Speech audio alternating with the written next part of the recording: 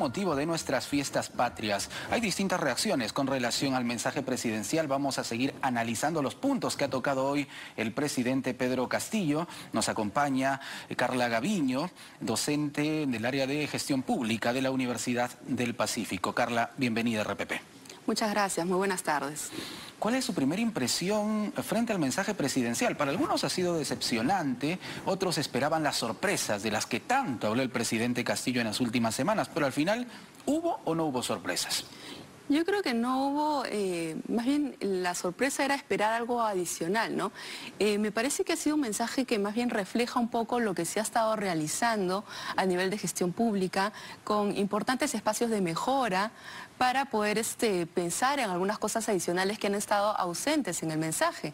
Por ejemplo, en todo lo que es infraestructura pública no ha estado presente el tema del Plan Nacional de Infraestructura, ¿verdad? Que contiene los principales proyectos que el país ha priorizado para sacar adelante, donde también están identificados una serie de proyectos que requieren pues una importante articulación entre las distintas instituciones, niveles de gobierno para poder ser destrabados.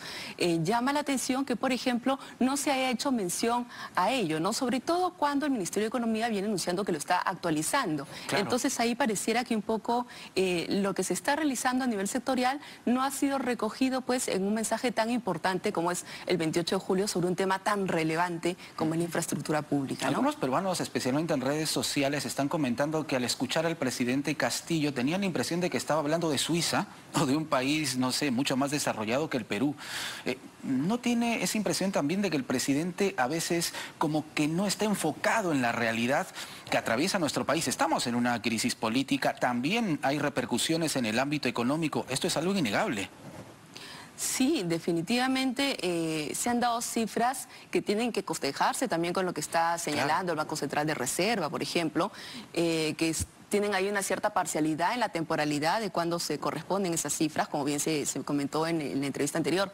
Pero sí creo que quizá el mensaje estaba enfocado en algunos aspectos de promesa o expectativa futura, más en logros concretos que se hayan realizado, más allá del tema de algunas obras en electrificación rural y de algún tema en avances, por ejemplo, en algunos proyectos de hospitales que se están haciendo por G2Gs, que ya vienen de gestiones previas, por ejemplo, ¿no? O la continuidad de Majes y Chavimochi, que tienen muchos años esperando y que ojalá que ahora ya se puedan reactivar, claro, ¿no? Pero más allá de ello, yo creo que sí hay un fuerte espacio para hablar pues de la importancia de focalizar una política pública que como país nos ayude a cubrir los servicios básicos de la población, aspecto que quizá no está tan priorizado porque probablemente no se tenga tan presente. Entonces yo creo que en el momento que uno diagnostica con claridad cuáles son las necesidades básicas de la población y que para ello necesito implementar políticas públicas y que para ello necesito contar con los mejores cuadros para que puedan empujar esas políticas públicas, pues recién vamos a poder estar hablando de una repercusión positiva para el pueblo, ¿no? Para la ciudadanía. Muchos ciudadanos también, claro, opositores al gobierno de Castillo, obviamente esperaban un anuncio sobre su probable renuncia, sobre un adelanto de elecciones de repente para 2023. Sin embargo, en parte de su discurso el mandatario se proyecta incluso hasta el 2026, lo menciona durante su presentación. Eso quiere decir, uno podría entender en pocas palabras que Pedro Castillo no tiene, al menos en este momento, ni la menor intención de dar un paso al costado, a pesar de lo que puedan haberle dicho incluso algunos personajes cercanos o alguien de su entorno. Sí, no da la impresión de que estemos hablando de un gobierno que piensa dar un paso al costado. Más bien, todo su mensaje ha estado dirigido a transferencias de recursos, a cosas que a futuro va a realizar, a adjudicaciones que quiere realizar, obras que quiere financiar. Entonces sí se está pensando, al menos desde el punto de vista del discurso, en una continuidad en su accionar, en terminar sus 5 años. Sí. En pocas palabras. Claro. Ahora, ¿cuánto puede esta situación impactar en el ámbito político, ¿no? Y en el Congreso, bueno, se vuelve a ver algo de una vacancia, en todo caso de una inhabilitación. Muchos parlamentarios han salido descontentos con el mensaje presidencial. Entonces, ¿cuánto puede impactar lo que ha dicho hoy Castillo en la reacción de esta nueva mesa directiva, por ejemplo, del Congreso de la República?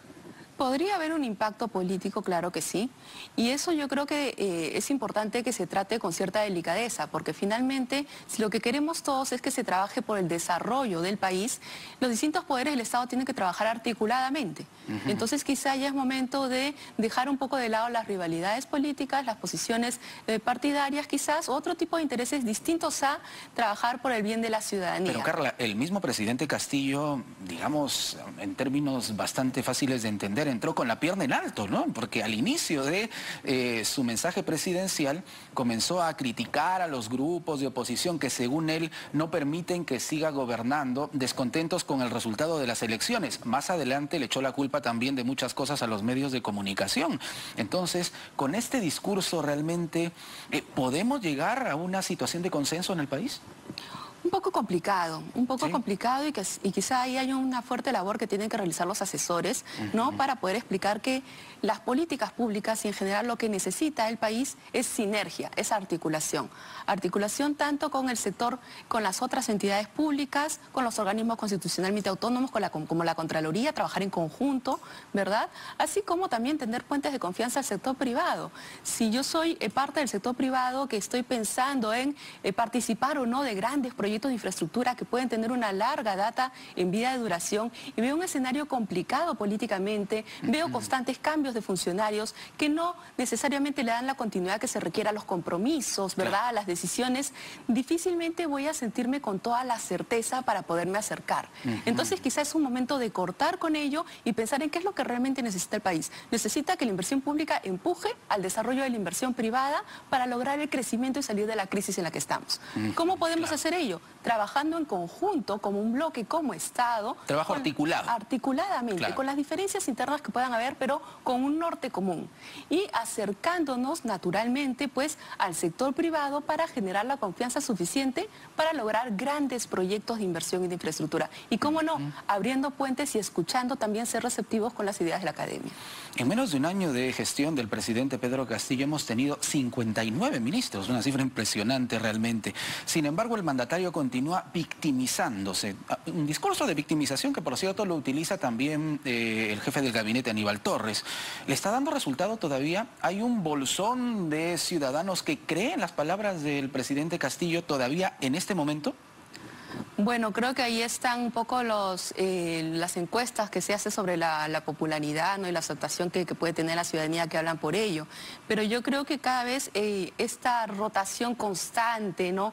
De funcionarios de alta dirección que acarrea la tecnocracia, que solía quedarse, pues, dándole continuidad a las políticas independientemente del vaivén político, ¿no? Yo creo que ello ya se está sintiendo. Se está sintiendo desde cosas tan simples como tramitar un pasaporte hasta poder, por ejemplo, comprar la urea que se necesita. Entonces ya hay una serie de procesos que se están viendo afectados y se están viendo afectados porque no hay continuidad desde la alta dirección hasta la tecnocracia que continúa con el flujo natural de los procesos. Entonces la ciudadanía está viendo los servicios que le debe dar el Estado, los está viendo afectados. Y eso a la larga genera un descontento. Y cuando hay un descontento, lo que se produce lamentablemente es que más allá de la figura particular del mandatario, del ministro, del líder puntual, la institucionalidad pública se ve afectada. Y ese es un gran problema, ¿no? Así es. Porque tiene que ver también con la confianza de la ciudadanía.